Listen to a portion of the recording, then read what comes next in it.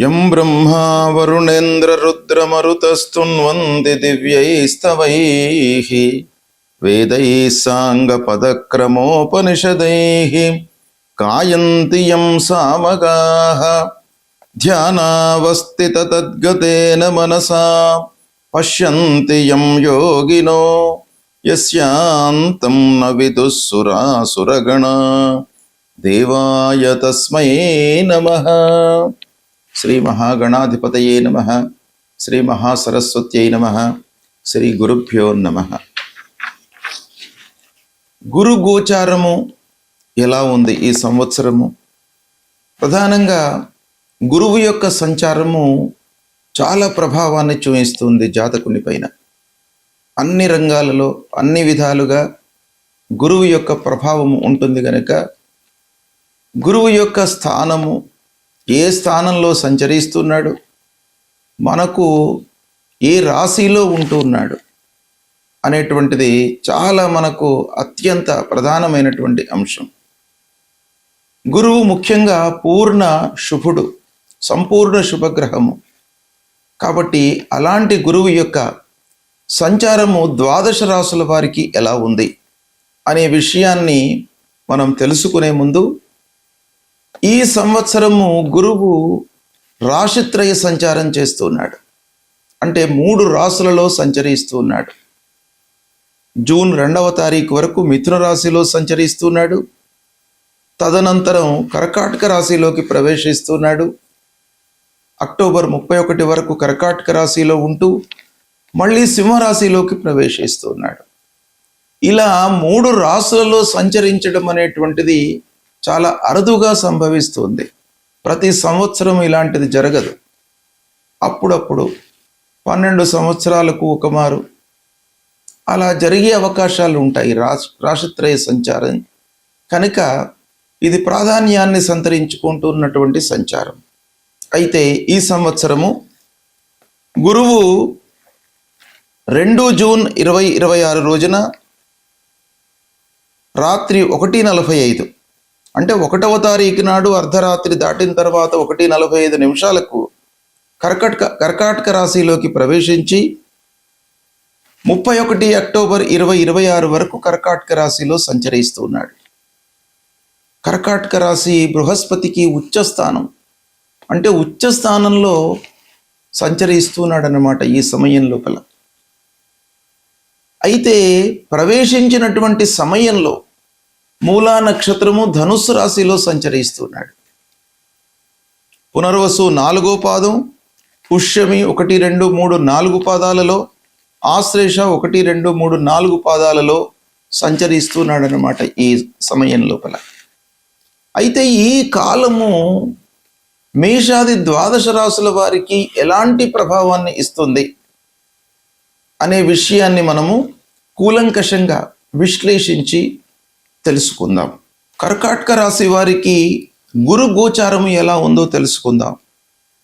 2 June 2026 నుండి 31 October 2026 మధ్యకాలంలో గురువు కర్కాటక రాశి ఉచ్చ స్థానంలో సంచరిస్తున్నాడు. అంటే పునర్వసు 4వ పాదం, ఆశ్లేష నక్షత్రం, పుష్యమి నక్షత్రం, ఈ నక్షత్రాలలో సంచరిస్తున్నాడు గనక ఈ కర్కాటక రాశి జాతకులకు ఎలా ఉంటుంది ఈ సమయము అనే విషయాన్ని మనం చూసినట్టయితే, గోచార రీత్యా జన్మస్థానము ప్రతికూలమైనటువంటి స్థానంగా మనకు చెప్పబడి ఉంది.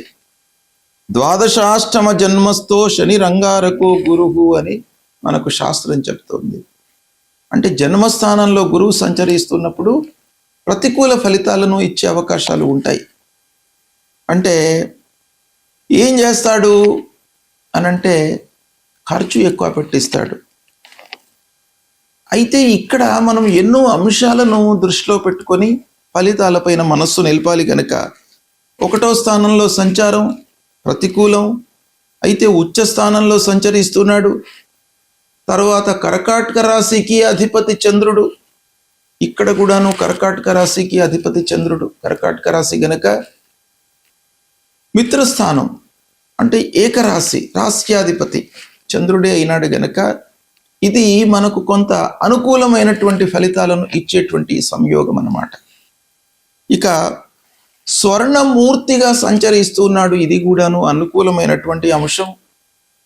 వేద ప్రభావం లేదు ఈ సమయం లోపల. వీటన్నిటినీ కూడాను మనం చూసినట్టయితే ఉచ్చ సంచారము అంటే ఉచ్చలో సంచరిస్తూ ఉన్నటువంటి గురువు మూలకంగా శుభ ఫలితాలను మనము పొందే అవకాశం ఉంటుంది. మీ నేచర్ లోపల, వ్యక్తిత్వం లోపల పెంపుదల అంటే ఒక మార్పు కనబడుతుంది. జీవన విధానం లోపల మార్పు కనబడుతుంది. ఆత్మవిశ్వాసం బాగా పెరుగుతుంది. మీపైన మీకు విశ్వాసం, నేను ఈ పనిని సాధించగలను అనేటువంటి ఒక దృఢ సంకల్పంతో మీరు అడుగులు వేస్తారు. తద్వారా రిజల్ట్ లోపల కొంత ఆలస్యమైనప్పటికీ ఫలితం మీకు అనుకూలంగా ఉంటుంది. ఆరోగ్యము స్థిరంగా ఉంటుంది. విద్యార్థులకు మట్టుకు అద్భుతమైనటువంటి ఫలితాలు ఈ సమయం లోపల అందుతాయి. ఉన్నత విద్యకై, హయ్యర్ ఎడ్యుకేషన్ కొరకు మీకు చాలా అనుకూలమైనటువంటి సమయము. ఇక ఉద్యోగం చేస్తున్నటువంటి వారికి ప్రమోషను, ఉద్యోగంలో ఎదుగుదల బాగా కనబడుతుంది. వ్యాపారం చేస్తున్నటువంటి వారికి వాళ్ళు చేస్తున్నటువంటి వ్యాపారాన్ని విస్తరించాలి అనేటువంటి మనస్తత్వంతో ఉంటారు. కొత్త అవకాశాలు కూడాను వస్తాయి. మహిళలకు ముఖ్యంగా ఈ సమయంలో ఇంటిలో కానివ్వండి, బయట కానివ్వండి, ఆత్మీయులతో, బంధువుల మధ్యన కానివ్వండి, గౌరవప్రదమైనటువంటి స్థానం ఏర్పడుతుంది.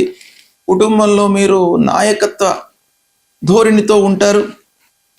దాంపత్య సౌఖ్యం కనబడుతుంది ఈ సమయం లోపల. సంతానంతో మీకు సౌఖ్యము, ధనలాభం కనబడుతుంది. పెట్టుబడుల మూలకంగా మీకు లాభాలు గోచరిస్తున్నాయి. మిత్రుల సహాయ సహకారాలు అందుతాయి. అన్ని విధాలుగా అందరి సహాయ సహకారాలను మీరు పొందే అవకాశము ఈ సమయం లోపల ఉంది. విదేశీ ప్రయాణాలను చేపడతారు. నిర్ణయాత్మకమైనటువంటి శక్తి మీ లోపల పెరుగుతుంది. అంటే ఒక సృజనాత్మకమైనటువంటి సమయం ఇది. మీ లోపల అంతర్గతంగా ఉన్నటువంటి విషయాలు మీకు బయటకు వస్తాయి. వాటిని ఇంప్లిమెంట్ చేసేటువంటి అవకాశాలు బాగా కనబడుతున్నాయి. ఇక కోర్టు వ్యవహారాలలో మీకు అనుకూలమైనటువంటి తీర్పు కనబడుతుంది. ఇకపోతే శత్రువులపై మీకు విజయం చేకూరుతుంది. మానసికంగా ప్రశాంతంగా ఉంటారు. అదృష్టం బాగా కలిసి వస్తుంది. ఆస్తి కొనుగోలు చేసే అవకాశం కనబడుతుంది. వాహన యోగము, పేరు ప్రతిష్టలు సమాజంలో మీకు లభిస్తాయి. కుటుంబంలో ఆనందంగా ఉంటారు. ఓవరాల్గా మనం చూసినట్టయితే గోచార రీత్యా జన్మస్థానం ప్రతికూలమే అయినప్పటికీ మిగతా అన్ని ఫ్యాక్టర్స్ కూడాను, కర్కాటక రాశి ఉచ్చ స్థానంలో సంచారము, మూర్తి అనుకూలమైనటువంటి పొజిషన్లో ఉన్నాడు. వేద పాపగ్రహ వేద లేదు ఈ సమయం లోపల. ఇలాంటి ఎన్నో ఫ్యాక్టర్స్ను మనం చూసినట్టయితే ఓవరాల్గా మీకు ఈ సమయము బాగా కలిసి వస్తుంది. టర్నింగ్ పాయింట్ ఈ సమయం లోపల మీరు పొందేటువంటి అవకాశము ఉంది. సంపూర్ణ శుభగ్రహమైనటువంటి గురువు ఉచ్చ స్థానంలో సంచరించడం మూలకంగా సహజంగా అన్ని రాసుల వారికి ఎంతో కొంత మంచి ఫలితాన్ని ఇచ్చేటువంటి అవకాశాలు ఉంటాయి. అయితే స్థాన బలం కూడాను, అంటే గోచార రీత్యా ఏ స్థానంలో ఉన్నాడు అనేటువంటిది కూడాను మనకు ప్రధానమైనటువంటి అంశం.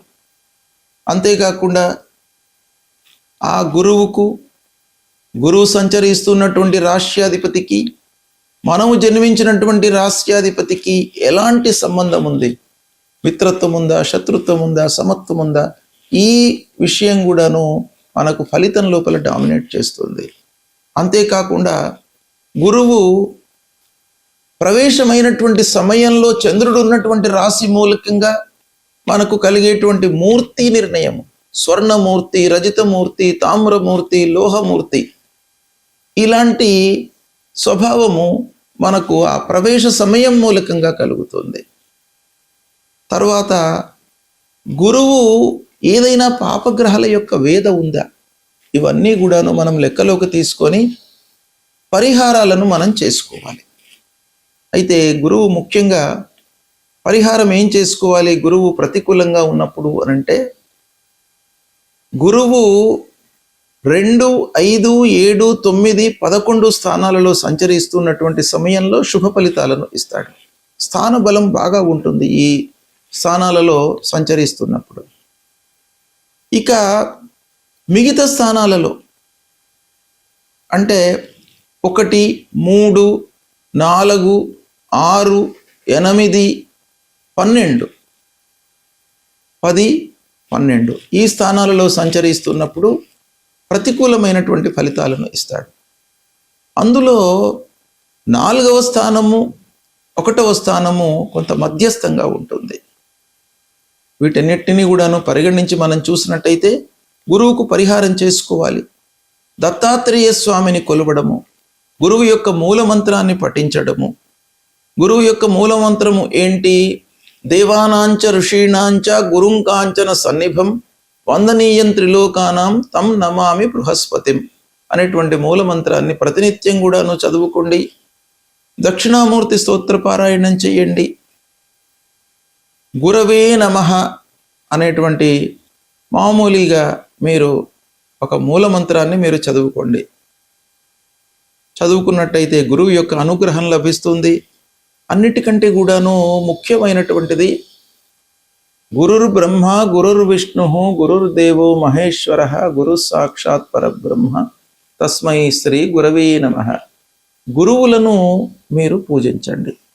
అంటే మీకు విద్యాబుద్ధులు ఇచ్చి సమాజంలో మిమ్మల్ని ఒక స్థితిలో నిలపడానికి ప్రోత్సహించినటువంటి వారిని మీరు సేవించడము, తల్లిదండ్రులను సేవించడము, ఇవి చేసినట్టయితే తప్పకుండా మీకు గురువు యొక్క అనుగ్రహం లభిస్తుంది.